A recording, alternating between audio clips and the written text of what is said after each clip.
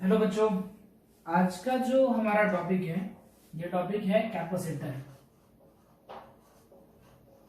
देखो, कैपेसिटर होता क्या है, इसका यूज क्या होता है और इसके पीछे के मैथमेटिक्स क्या है, उसको एक बार जानने की कोशिश करते हैं। कैपेसिटर एक्चुअल में क्या होता है, अगर इसकी डेफिनेशन देखी जाए तो कैपेसिटर क्या होता है, एक एनर्जी स्टोरिंग डिवाइस होती है। ध्यान से समझिएगा, एक एनर्जी स्टोरिंग डिवाइस होती है। ठीक है, ये एनर्जी को स्टोर करने के काम आती है। अगर हम एनर्जी को स्टोर कर रहे हैं तो वो किसी न किसी फॉर्म में होनी चाहिए। इसके अंदर जो एनर्जी स्टोर होती है वो स्टोर होती है in the form of electric field. अब आपके दिमाग में आ सकता है कि सर इलेक्ट्रिक फील्ड को थोड़ी स्टोर कर सकते हैं, फील्ड लाइंस क्या होती है, जैसे हम फील्ड्स को देखते हैं तो फील्ड्स तो इनफाइनाइट तक जाती हैं, आप उसको स्टोर कैसे करोगे? कोई बात नहीं, हम फील्ड स्टोर नहीं कर सकते, लेकिन जो फील्ड का कॉज है, जो फील्ड का रीजन है, दैट इज चार्ज, हम उसे तो आराम से स्टोर कर सकते हैं ना। इसका मतलब क्या होता है, कैपेसिटर जो होता है एक तरीके से आप कह सकते हो चार्ज स्टोरिंग डिवाइस होती है। ये चार्ज को स्टोर कर लेता है। अब इसका फायदा क्या होता है, इसके एप्लीकेशंस बताता हूं। जैसे इसके दो एप्लीकेशंस आप समझ सकते हो, एक तो फैन में इसका एप्लीकेशन देख सकते हो और दूसरा होता है जो फ्लैश होती थी ना कैमरे की, उस फ्लैश में आप उसका एप्लीकेशन देख सकते हो। एक्चुअल में क्या होता है, जैसे फैन होती है, फैन का आप स्विच ऑन करो, कभी कभी क्या होता है फैन रोटेट ही ना हुआ, रोटेट नहीं होता तो क्या करते हैं जो घर के बड़े होते हैं वो एक डंडे से मारते हैं फैन को, फैन चालू हो जाता है। मतलब क्या है कि फैन को स्टार्ट करने में प्रॉब्लम होती है। तो कई बार कहते हैं कि फैन का जो कैपेसिटर है या जो कंडेंसर है, दोनों एक ही चीज होती है, वो खराब हो गया, उसको रिप्लेस करना पड़ता है। मतलब क्या होता है कि कैपेसिटर जैसे आप स्विच को ऑन करते हो, कैपेसिटर एनर्जी को स्टोर कर लेता है, उसके बाद वो एक इम्पल्स एनर्जी सडनली सारी की सारी एनर्जी वो फैन को प्रोवाइड कर देता है, जिससे वो फैन जो है अपने स्टेट को बदल करके रेस्ट से मोशन में कन्वर्ट हो जाता है। मतलब ये करता है क्या है, फैन में एक इम्पल्सिव स्टार्ट देने के काम करते हैं। ठीक है, एक इम्पल्सिव स्टार्ट देने के लिए काम करता है। ये क्या करता है, जैसे आपने इलेक्ट्रिसिटी उसको दे दी तो वो एनर्जी को स्टोर कर लेगा, स्टोर करके अपने पास रखा रहेगा, और जब रिक्वायरमेंट होगी, जब एनर्जी कम होगा तो सारी की सारी एनर्जी एक बार में ही फेंक देगा और फैन को प्रोवाइड कर देगा। जैसे जो फैन होगा एक इम्पल्सिव स्टार्ट के साथ चलना स्टार्ट हो जाएगा। दूसरा इसका तरीका एक और जगह लगाई जाती है, आप फ्लैश लाइट में देख सकते हो, जो कैमरे की फ्लैश होती थी, उसमें क्या होता है कि अगर कैमरे में देखा जाए तो 3 वोल्ट की बैटरी लगी होती है। अब वो 3 वोल्ट जो होता है उतने हैवी फ्लैश लाइट को नहीं चला सकता, तो क्या होता था उस टाइम पे कि बहुत सारे कैपेसिटर लगा दिए जाते थे लाइन से। तो जैसे आपने बैटरी लगाई वो सारे के सारे कैपेसिटर चार्ज हो गए।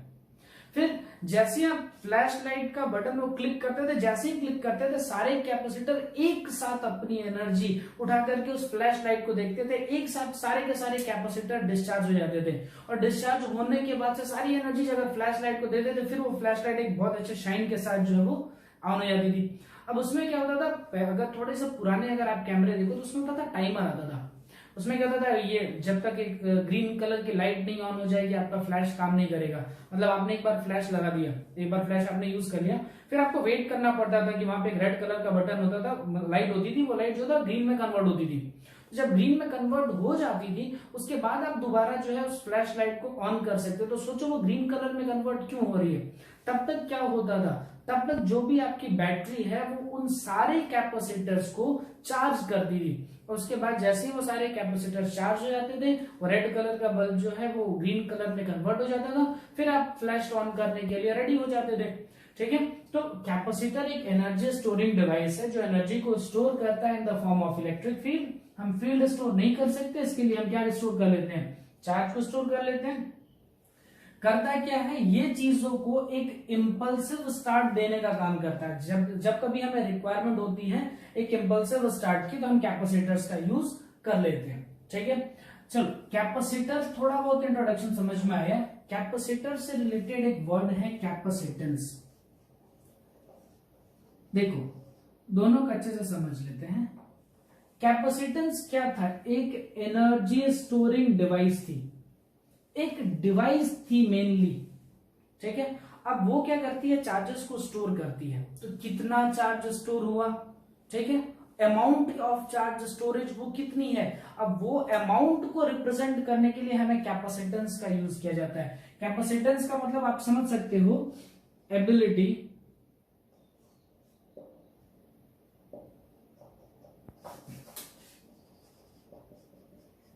टू स्टोर चार्ज, कितना वो चार्ज स्टोर कर सकता है, उसकी एबिलिटी क्या होगी, उसको हम कहते हैं कि वो उस ऑब्जेक्ट का कैपेसिटेंस है। जैसे मान लो एक जो है वो 10 कूलम के चार्ज को स्टोर कर पा रहा है, दूसरा एक कंडक्टर हमने लिया वो 50 कूलम के चार्ज को स्टोर कर पा रहा है, यानी जो 50 कूलम वाला है उसकी कैपेसिटी काफी ज्यादा होगी इन कंपेयर टू वो 10 कूलम वाले चार्ज की।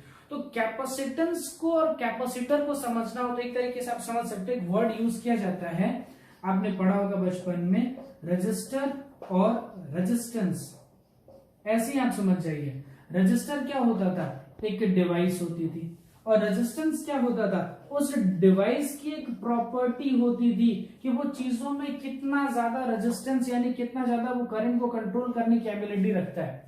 ऐसे यहां पर सोचो, एक कैपेसिटर है और एक कैपेसिटेंस है। कैपेसिटर एक डिवाइस होती है, कैपेसिटेंस क्या होता है, उस डिवाइस की एबिलिटी होती है कि वो कितना चार्ज को स्टोर कर पा रहा है। ठीक है, ठीक है, चार्ज को स्टोर करना है। आपके दिमाग में आ सकते हैं कि सर चार्ज तो हम बहुत पहले से स्टोर करते आ रहे हैं, हम क्या करें, एक स्फीयर ले लें और उस स्फीयर पे पॉजिटिव चार्ज रख दें, हो गया सारा का सारा चार्ज स्टोर। इसके लिए इतना मैथमेटिक्स पढ़ाने की क्या जरूरत है। सिंपल आप ऐसा सोच सकते हो कि मैंने एक स्फीयर लिया, उस स्फीयर पे से चार्ज रख दिया, हो गया चार्ज स्टोर, रख दिया हमने, चार्ज स्टोर हो गया। अब इसको स्टोर कर लिया, अब यहां से क्या होंगी, ऐसे इलेक्ट्रिक फील्ड लाइंस निकल रही होंगी। देखिए मैंने इलेक्ट्रिक फील्ड लाइंस को भी स्टोर कर लिया, बिल्कुल सही है, बिल्कुल सही सोचा। इसको कहा जाता है आइसोलेटेड कैपेसिटर। एक आइसोलेटेड कैपेसिटर में क्या होता है, सिर्फ एक प्लेट होती है। हालांकि ये प्रैक्टिकली यूज नहीं होता, इसकी आप बताऊंगा इसकी क्या क्या प्रॉब्लम्स आती हैं। ये प्रैक्टिकली यूज नहीं होता बट थ्योरेटिकली हम इसे पढ़ सकते हैं। आइसोलेटेड कैपेसिटर का मतलब होता है जिसमें सिर्फ एक ही प्लेट होती है, उसके ऊपर ऐसे पॉजिटिव चार्ज होता है, आपने ऐसे फैला दिया, एनर्जी स्टोर हो गई, बिल्कुल ठीक है, चार्जेस स्टोर है, आपने इलेक्ट्रिक फील्ड को स्टोर कर लिया।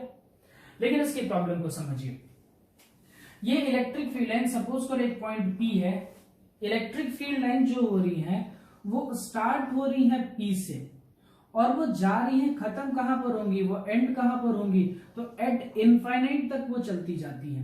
मतलब मैं कह सकता हूं कि the electric field line is distributed from point P to infinite.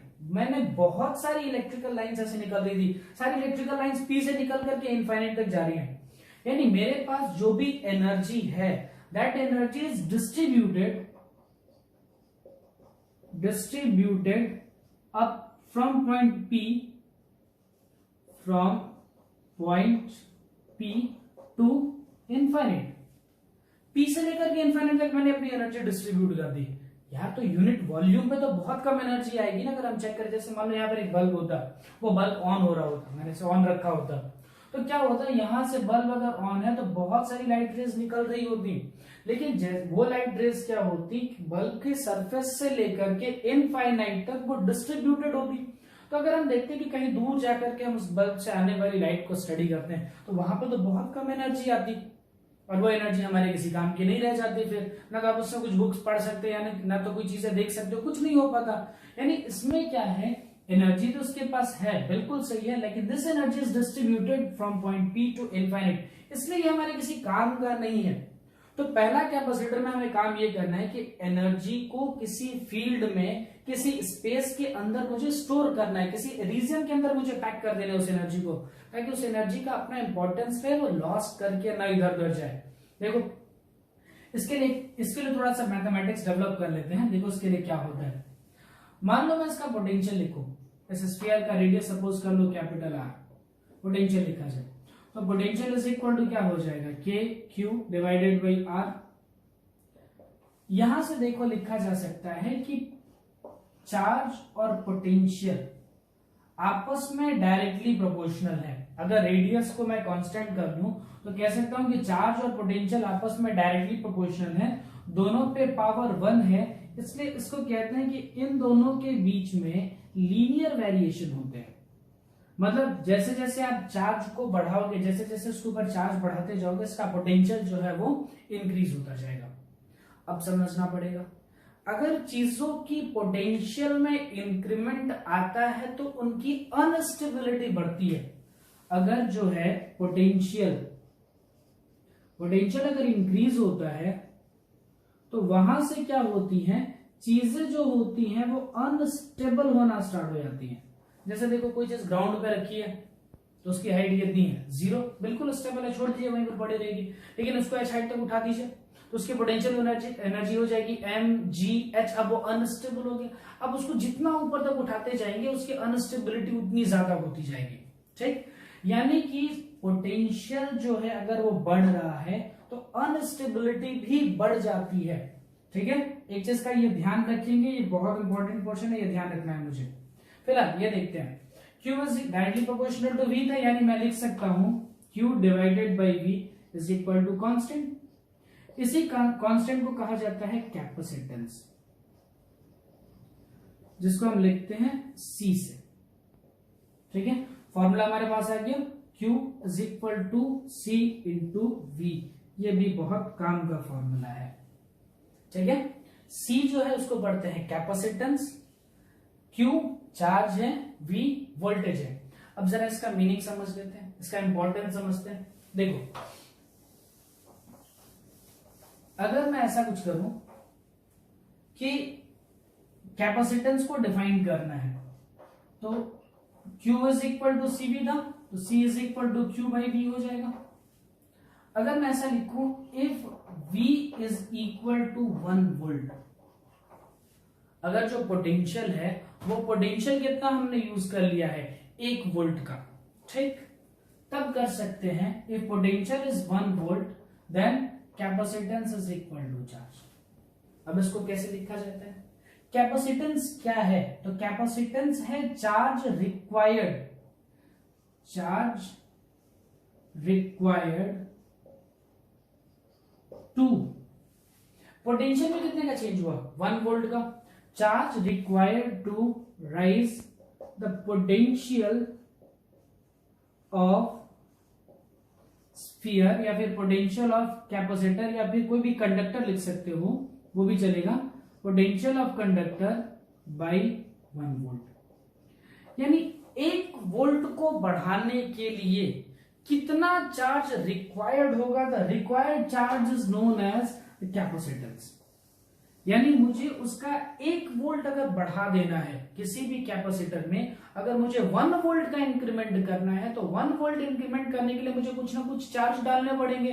तो 1 वोल्ट को बढ़ाने के लिए कितना चार्ज डालना पड़ता है, that charge amount of charge is known as the capacitance. उसकी कैपेसिटी कितनी हुई। चलो एक तरीके से इसमें और थोड़ा सा मैं आपको चेंजेस करके बता सकता हूं, एक तरीका और सोच सकते हो, कैपेसिटेंस इज इक्वल टू आ गया Q बाई V।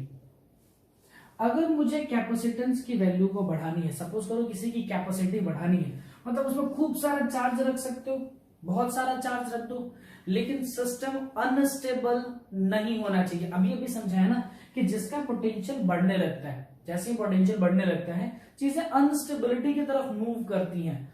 इसका मतलब क्या, उसमें खूब सारा चार्ज स्टोर करो, लेकिन उसके पोटेंशियल में जो इंक्रीमेंट होना चाहिए वो कम होना चाहिए। देखो ऐसा है, चार्ज बढ़ाओगे, अगर Q बढ़ाओगे तो पोटेंशियल तो बढ़ना ही बढ़ना है।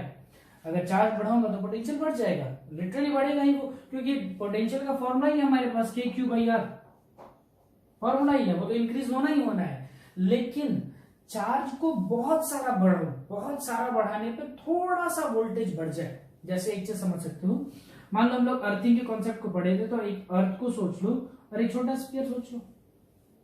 मान लो छोटे स्फीयर पे 2 कूलम का चार्ज दिया तो फटाफट इसका पोटेंशियल बढ़ जाएगा।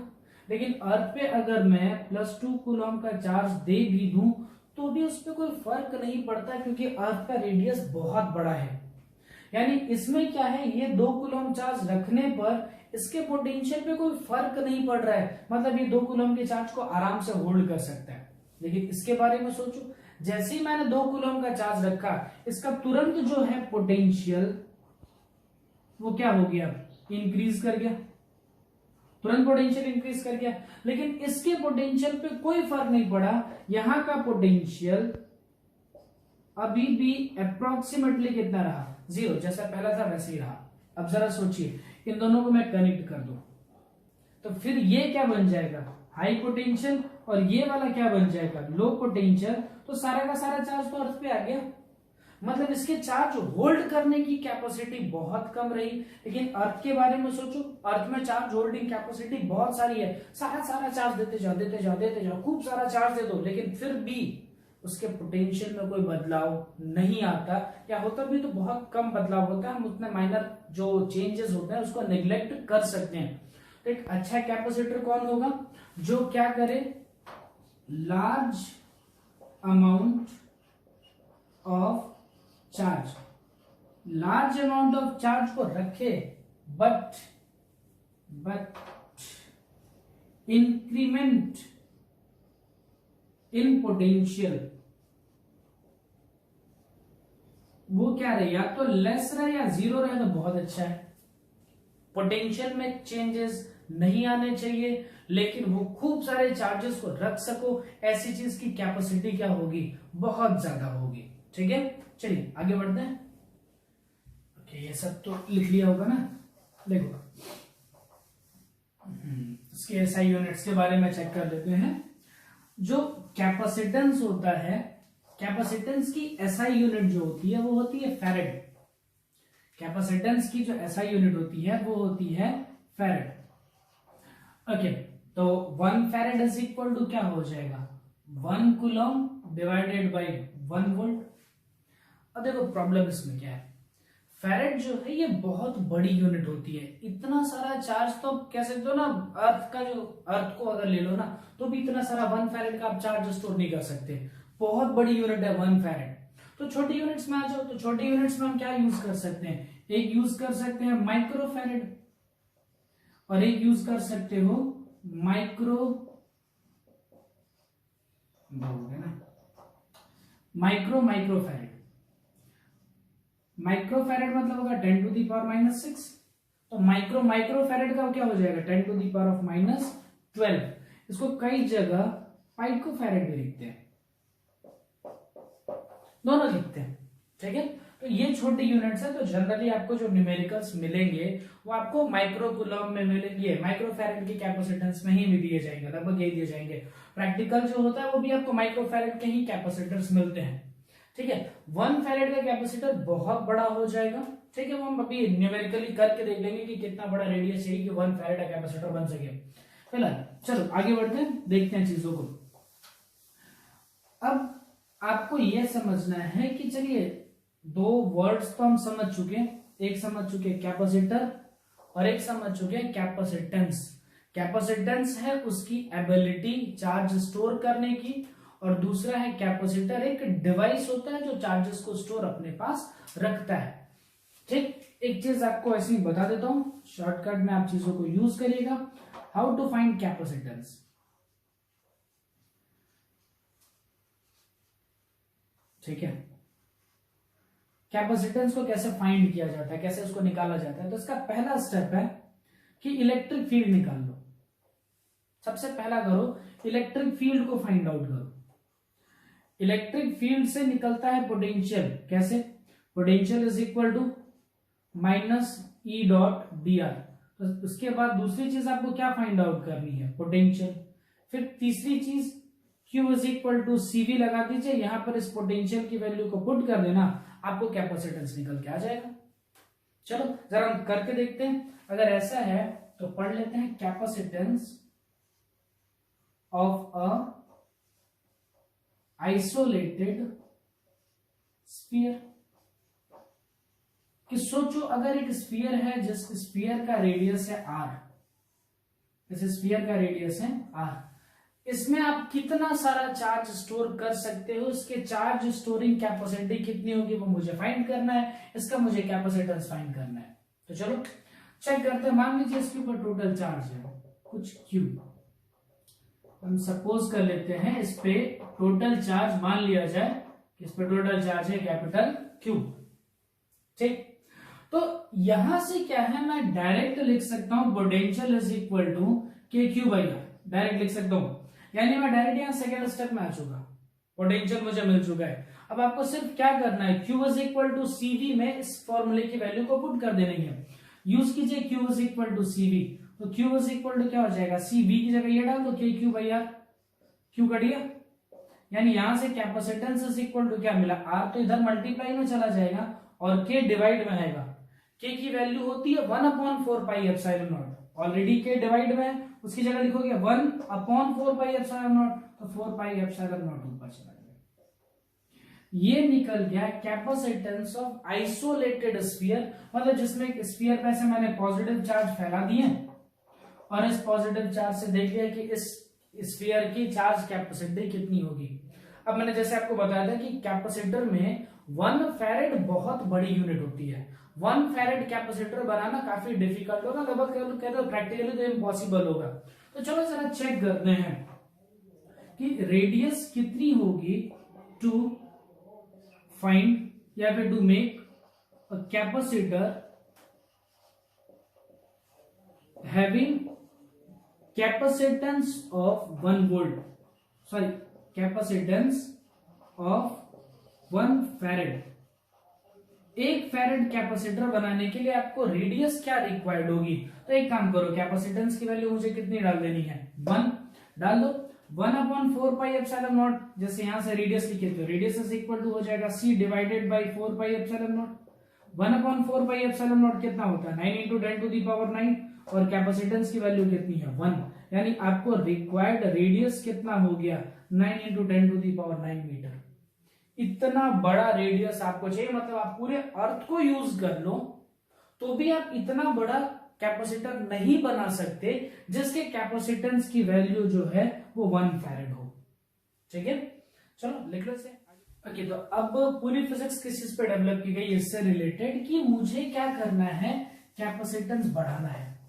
अब देख लिया मैंने कि आइसोलेटेड अगर मैं सिस्टम ले रहा हूं तो उसके कैपेसिटेंस की वैल्यू इतनी नहीं आएगी, इतनी ज्यादा उसमें कैपेसिटेंस या इतना ज्यादा हम चार्ज उसके अंदर स्टोर नहीं कर सकते हैं।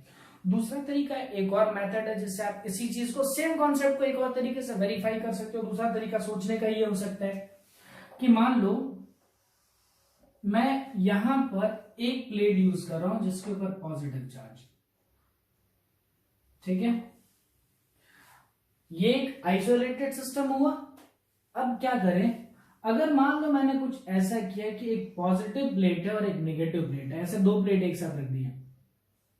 अब मुझे ये चेक करना है कि किसका कैपेसिटेंस ज्यादा होगा। ध्यान से सुनिएगा, किसका कैपेसिटेंस ज्यादा होगा, मुझे इन दोनों में इन चीजों को चेक करना है। तो देखो, पहली बात तो कैपेसिटेंस इज इक्वल टू क्या होता है, capacitance C is equal to क्या होता है, क्यू इज इक्वल टू लिख दिया CV direct. Capacitance is equal to Q by V,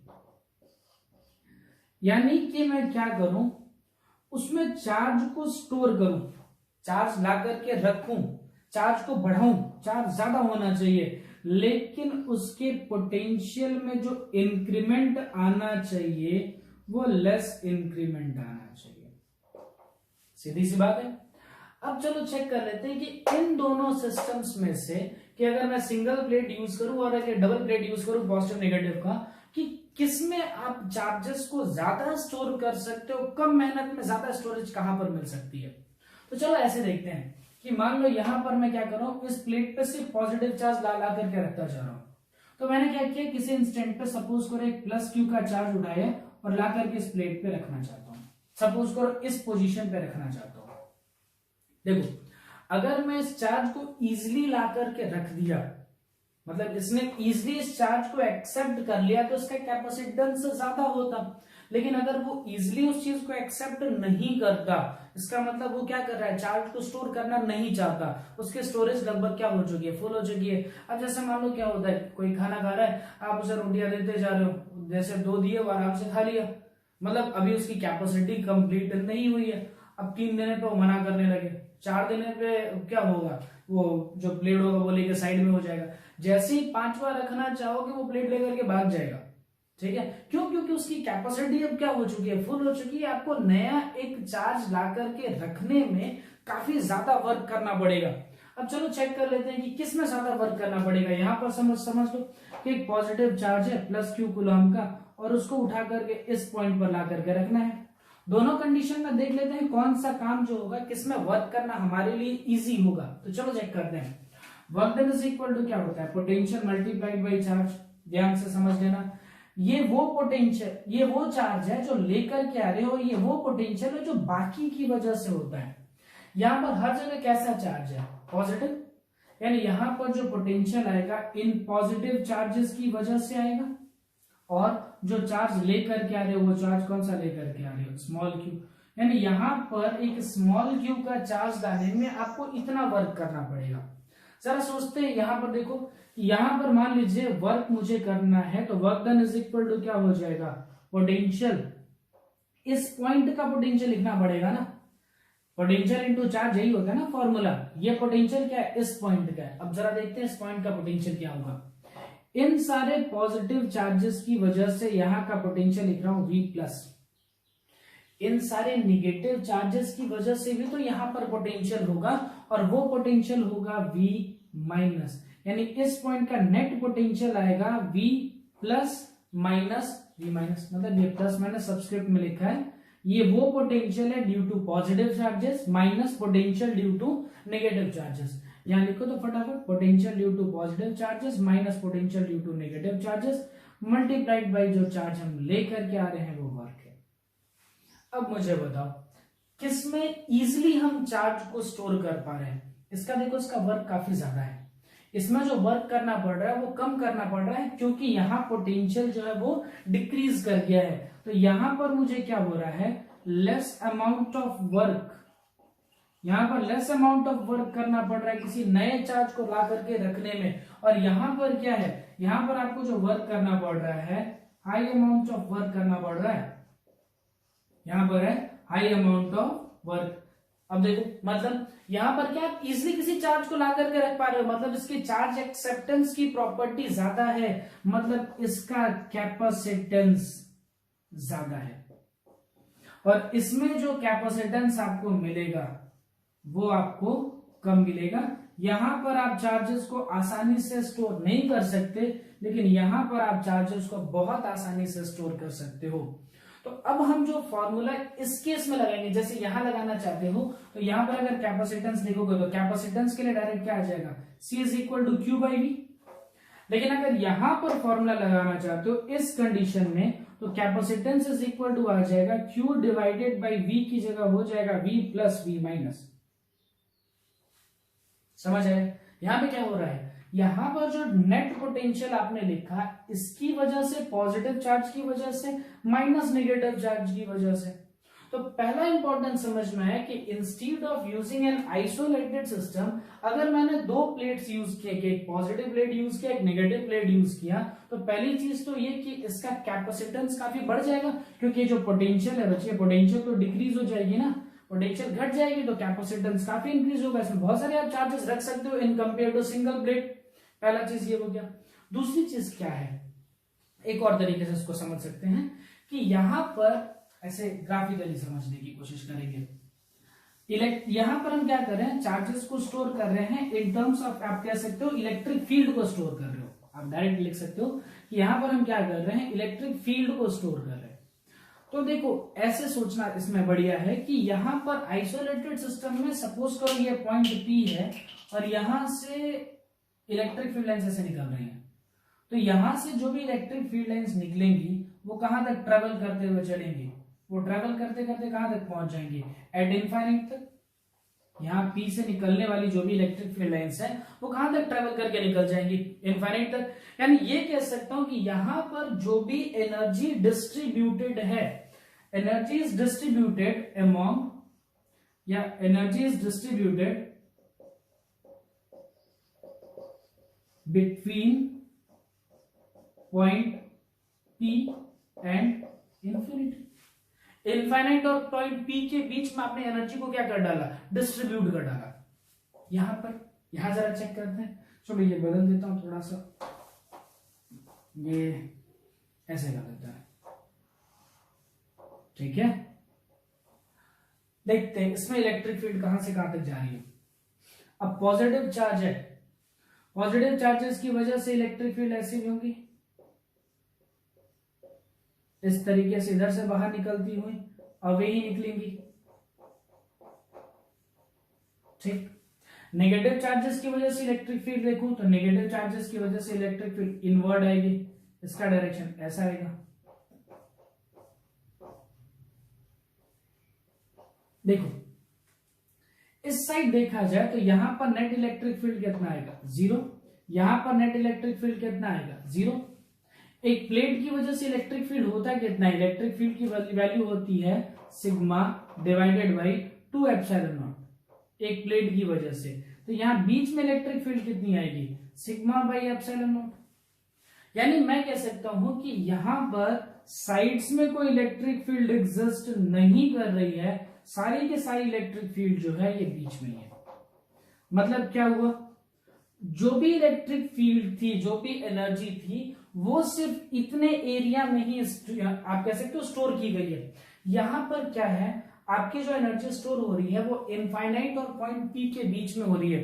यानी यहां लिखा जा सकता है, अगर लिखूं एनर्जी पर यूनिट वॉल्यूम, अगर यहां लिखा जाए एनर्जी पर यूनिट वॉल्यूम, अगर मान लो ये डिस्कशन कर रहा हूं तो एनर्जी पर यूनिट वॉल्यूम इस केस में तो बहुत कम आएगी, लेकिन इस केस में आपको अच्छी खासी मिलेगी। आप इसको ऐसे सोच सकते हो, यहां पर बल्ब ऑन कर दिया, यहां पर मिरर लगाकर दोनों साइड और कमरे को बंद कर दिया, मतलब यहां से लाइट टकराएगी इधर इधर, फिर इधर इधर, और सारी की सारी लाइट इसके अंदर ही रह जाएगी। दूसरा केस क्या था कि आप इनफाइनाइट में चले जाओ, मतलब ऐसे सोचो एक ब्लैक स्पेस में चले जाओ, वहां पर एक लाइट ऑन कर दो, तो जैसे जैसे लाइट से दूर जाओगे एनर्जी क्या होती जाएगी, कम होती जाएगी। ऐसे यहां सोचना था, ये इलेक्ट्रिक फील्ड लाइन्स इनफाइनाइट तक चलेंगे, मतलब मैं जैसे जैसे दूर जाता जाऊंगा जो इलेक्ट्रिक फील्ड लाइन्स या फिर कह सकते हो इलेक्ट्रिक फील्ड इंटेंसिटी है या फिर जो एनर्जी है वो आपकी क्या होती जाएगी, कम होती जाएगी। इसमें एक चीज का ध्यान रखना होता है कि ये जो सरफेस से एक्चुअल में कहो तो इस तरीके से भी इलेक्ट्रिक फील्ड लाइन्स होती हैं, ऐसे। अब एक कंडक्टर की वजह से अगर इलेक्ट्रिक फील्ड बनाओ तो वो कुछ ऐसे भी आती है। एक मिनट दिखाता हूं, मान लो एक पॉजिटिव प्लेट है, एक नेगेटिव प्लेट है, एक पॉजिटिव प्लेट मान लो और एक नेगेटिव प्लेट मान दो, तो इलेक्ट्रिक फील्ड ऐसे भी होंगी और ये जो साइड्स है ना यहां से भी ऐसे टर्मिनेट हो रही होती है। तो एक्चुअल में क्या किया जाता है, ये साइड से जो इलेक्ट्रिक फील्ड का लीकेज है इसको निग्लेक्ट रख देते हैं, इसको जाने देते हैं, इसको कंसिडरेशन में नहीं लेते हैं। ठीक है, चलो फिर हम आगे बढ़ते हैं अपने टॉपिक्स में कि कैसे दो प्लेट्स जो हैं, एक पॉजिटिवली और एक नेगेटिवली चार्ज प्लेट्स कैसे क्रिएट किए जा सकते हैं। देखो वो बहुत सिंपल तरीका है, आप क्या करो, दो प्लेट्स लो, ठीक है, इन दोनों प्लेट्स को उठा करके एक बैटरी से कनेक्ट कर दो। ठीक, इस बैटरी से मान लीजिए जो पॉजिटिव टर्मिनल से करंट निकल रही है तो आई, ये करंट सर्कुलेट हो रही है। अब यहाँ काफी चीजें दिमाग में आती हैं। पहली चीज ये आ सकती है कि सर ये जो कैपेसिटर है, एक तो ये आपने प्लेट लिया, ये ऐसे देखो करंट अगर ऐसे फ्लो करेगी तो इलेक्ट्रॉन्स ऐसे फ्लो करेंगे उल्टे डायरेक्शन में, मतलब ये जो प्लेट होगी ये पॉजिटिवली चार्ज हो जाएगी और ये वाली जो प्लेट है ये नेगेटिवली चार्ज हो जाएगी। तो पहले तो आपके दिमाग में ये क्वेश्चन आ सकता है कि सर करंट फ्लो ही क्यों करेगी, भाई क्यों करंट फ्लो करेगी जब बीच में यहाँ पर सर्किट जो है ब्रेक है, यहाँ पर बीच में हम सर्किट को ब्रेक कर रखे हैं तो ऑब्वियस करंट फ्लो नहीं होना चाहिए। पहला दिमाग में ये क्वेश्चन आ सकता है और सही भी है। एक्चुअल में क्या है, अभी हम जो ये पढ़ रहे हैं इसमें ये मान रहे हैं कि इनके बीच में करंट का फ्लो आएगा, करंट चलेगी। थोड़ा आप जाकर के जब 6-7 चैप्टर हम पढ़ना स्टार्ट करेंगे इलेक्ट्रोमैग्नेटिक वेव, तो उसमें क्या किया गया, इसका करेक्शन किया गया है कि कैसे इसके अंदर भी करंट होती है। उस करंट को कहा जाता है डिस्प्लेसमेंट करंट। फिलहाल अभी के लिए हमें यह ध्यान रखना है कि इसके अंदर करंट जारी है, किस तरीके से इसके अंदर करंट डेवलप होती है वो हमारा बहुत बात का टॉपिक है, वो हम आपको कभी फिर से जब क्लासेस में हम पढ़ेंगे तो चीजें डिस्कशन मिलेंगे। अभी के लिए यह है कि इसमें एक एक्सटर्नल ऐसे करंट फ्लो कर रही है, मतलब आप क्या कर रहे हो, यहां से इलेक्ट्रॉन निकाल के और यहां देते जा रहे हो, यहां से इलेक्ट्रॉन निकाल रहे हो और यहां पर देते जा रहे हो। ठीक है, ओके। अब क्या होगा, सॉरी ऊपर होगा ना, अब आपके दिमाग में कुछ चीजें आ सकती हैं, सर यहाँ तो देखिए आप चार्जेस को स्टोर करते जा रहे हो, यहाँ से इलेक्ट्रॉन निकाल के यहाँ रखते जा रहे हो, तो इसमें तो आपको फिर चार्जेस जो आप रख सकते हो वो तो इनफाइनाइट है, कितने का चार्जेस यहाँ रख दीजिए, ऐसा नहीं हो सकता। क्यों, देखो जैसे आप अब इसे क्या मानना पड़ेगा आपको, कैपेसिटर को, ये जिस कैपेसिटर है इसको मानना पड़ेगा एक बैटरी की तरह काम कर रही है। क्यों, क्योंकि इसका ये वाला टर्मिनल पॉजिटिव टर्मिनल हो गया, ये वाला टर्मिनल निगेटिव टर्मिनल हो गया। अब तुमने यहां पर सपोज करो V वोल्ट की एक बैटरी कनेक्ट की है, ठीक। अगर इस कैपेसिटर का जो पोटेंशियल है, ये कैपेसिटर का पोटेंशियल भी अगर मान लीजिए बढ़ते बढ़ते V वोल्ट हो जाए, तो पोटेंशियल का डिफरेंस कितना हुआ, 0, तो करंट कितनी फ्लो करेगी, 0।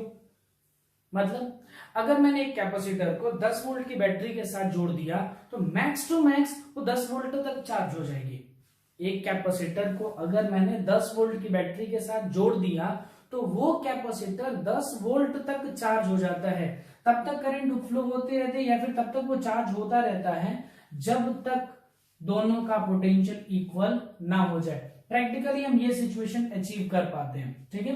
इसके बीच में इलेक्ट्रिक फील्ड होगी ही पॉजिटिव से नेगेटिव के बीच में, और उस इलेक्ट्रिक फील्ड की वैल्यू को याद रखना है। इलेक्ट्रिक फील्ड की वैल्यू याद रखनी है सिग्मा बाई 2 एप्सिलॉन नॉट, ठीक है। एक की, दूसरे की फिर सिग्मा बाई 2 एप्सिलॉन नॉट, तो नेट इलेक्ट्रिक फील्ड कितना आ जाएगा, सिग्मा बाई एप्सिलॉन नॉट, ठीक है। ये चीज याद रखनी है, ध्यान रहे। और जो भी कैपेसिटर होता है, capacitor can be charge to the applied potential। हाँ, अब इसमें भी प्रॉब्लम, अभी ऐसा थोड़ी है कि यहां पर आप एक कैपेसिटर खरीद के लाओ, वो कैपेसिटर मान लीजिए 4 वोल्ट का है, आप 10 वोल्ट की बैटरी लगा दीजिए तो वो 10 वोल्ट तक चार्ज हो जाएगा, ऐसा नहीं होगा। उस कैपेसिटर को जब भी आप कोई कैपेसिटर खरीद के लाओगे ना, तो उस कैपेसिटर पे कुछ ऐसा लिखा होगा 250 माइक्रोफैरेड 230 वोल्ट, ऐसा ये दो चीजें लिखी होती हैं।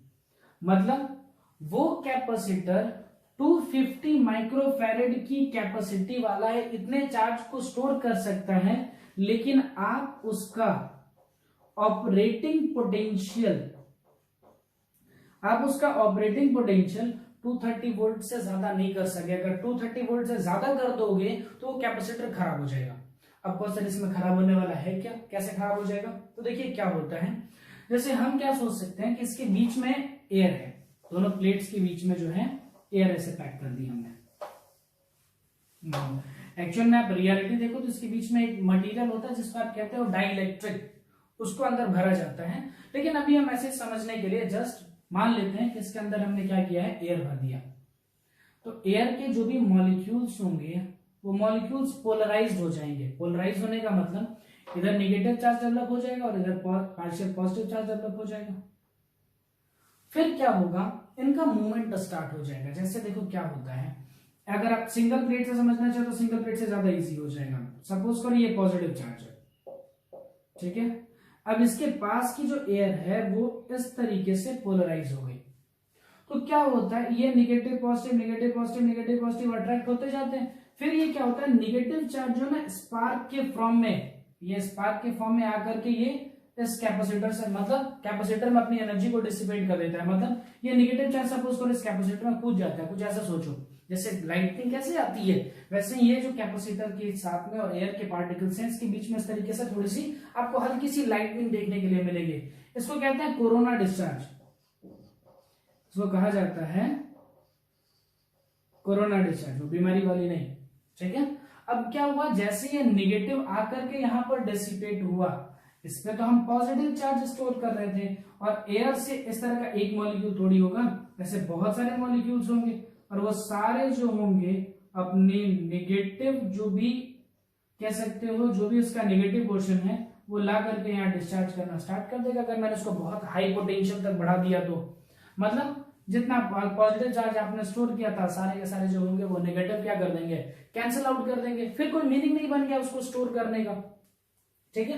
तो आप क्या कर सकते हैं, कैपेसिटर बना सकते हो, कैपेसिटेंस को आप एक सर्टेन मतलब एक पोटेंशियल तक आप उसमें एनर्जी को स्टोर कर सकते हो, लेकिन अगर उससे ज्यादा कर दिए तो कैपेसिटर फेल्योर या फिर कह सकते हो मटेरियल फेल्योर हो जाता है। यहाँ पर अगर यहाँ पर आपने एयर रखा या कोई डाइलेक्ट्रिक मीडियम रख दिया तो उसके बॉन्ड्स सारे ब्रेक हो जाते हैं, फिर वो एक कंडक्टर में कन्वर्ट हो जाता है। अगर मान लो ये कंडक्टर में कन्वर्ट हो जाए, सपोज करो ये कंडक्टर है, मैंने इसे वायर से कंडक्टर से जोड़ दिया, तो जैसे ही कंडक्टर से जोड़ोगे ये निगेटिव पॉजिटिव आपस में डिस्चार्ज हो जाएंगे और फाइनली आपने जो चार्ज रखा भी था वो सारे क्या हो गए, पॉजिटिव नेगेटिव एक दूसरे के साथ मर्ज हो गए, खत्म हो गए चार्जेस। मतलब बीच में मीडियम जो होना चाहिए वो कंडक्टर कभी नहीं होना चाहिए, ये चीज ध्यान रहेगा। हम कभी भी कंडक्टर को पूरी तरीके से कैपेसिटर के अंदर फिल नहीं करेंगे।